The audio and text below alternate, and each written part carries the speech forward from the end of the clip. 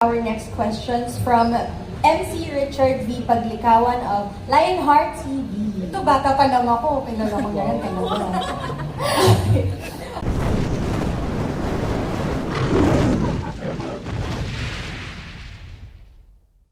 What does being a kapamilya mean to you today compared to when you first joined the network? Actually, it means the same, parang stronger lang.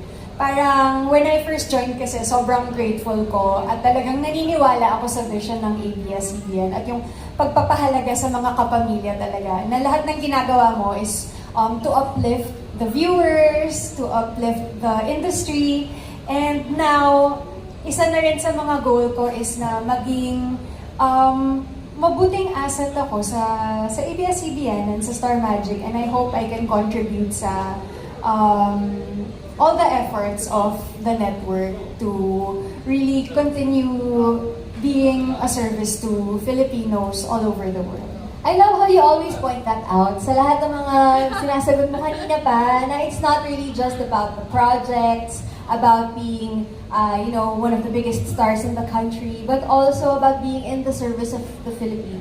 Diba? Grabe. Oo, parang pakiramdam ko kasi lahat naman ng ginagawa natin para din talaga sa mga kapwa natin. Kasi never mo din masasabi kung sinong nanonood sa project mo, kung may pinagdadaanan sila and there's something about what you're saying na talagang makarelate sila or mapangiti sila or feeling nila hindi sila nag-iisa. So sa tingin ko, super halaga talaga ng ginagawa natin dito.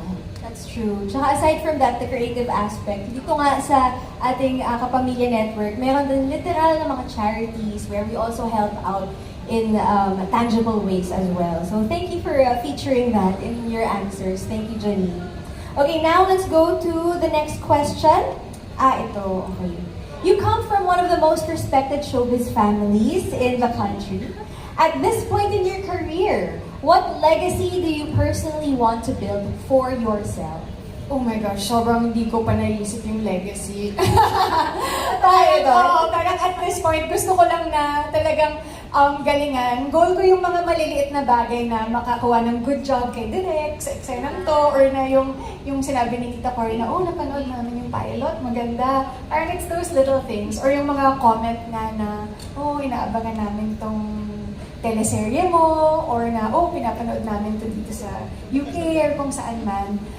It's those little things that are my goal talaga. At saka na yung, alam ko na, binigay ko lahat.